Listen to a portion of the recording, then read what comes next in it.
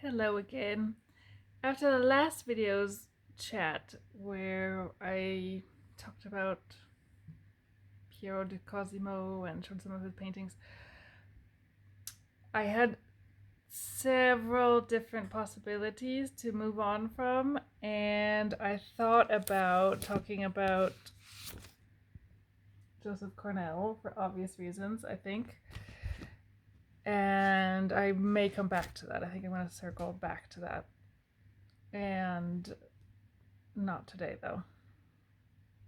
Today I decided to talk about another hardcore literary obsession that I have, and I've got the cat with me again, so she's trying to get comfy. And this hardcore literary obsession for several decades now, it's L'Heptameron by Marguerite de Navarre. And, oh goodness, cat. Got cut up there. You okay?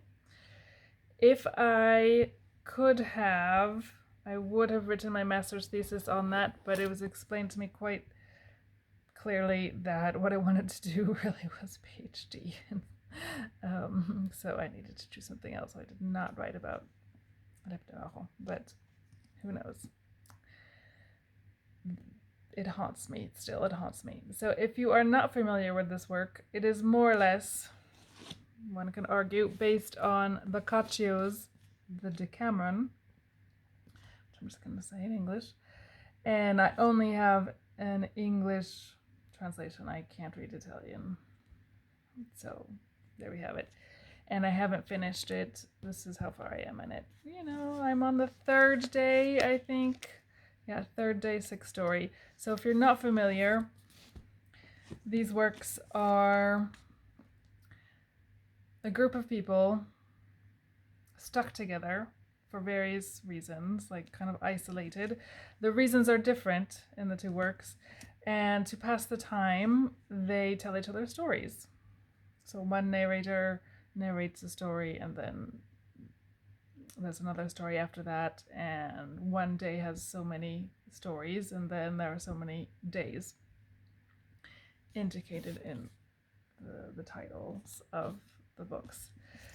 So Marguerite de Navarre, a French Renaissance writer, Queen of Navarre, and she also wrote religious works. Her brother was François Premier. I don't like to define people through their relationships with others necessarily, but that helps situate in time, I think.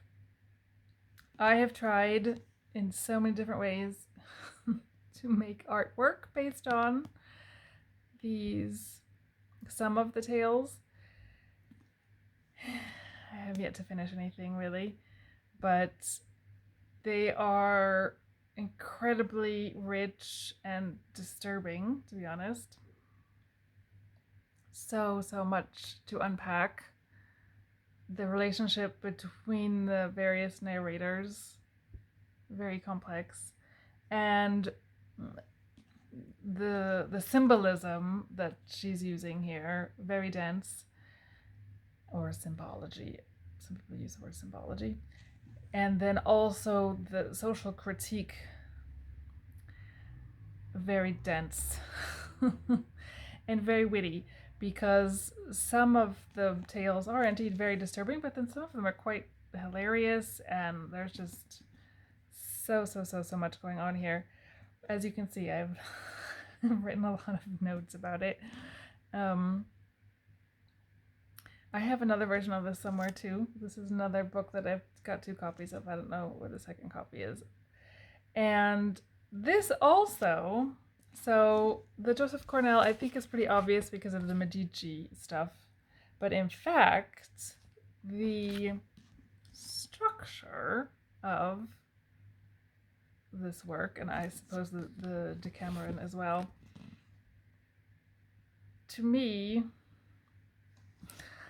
it reminds me of a Joseph Cornell box. And especially some of the tales, some of the actual stories, there are repeated themes that come up particularly in the Lip de Marron. Sorry, it's going to be a little bit of franglais sometimes.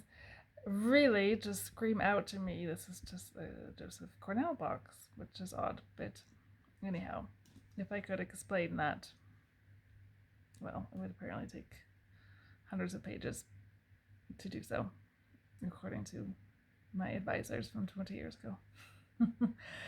Highly recommend, and highly recommend Joseph Cornell. I mean, everyone, I think most people probably know Joseph Cornell, but anyways.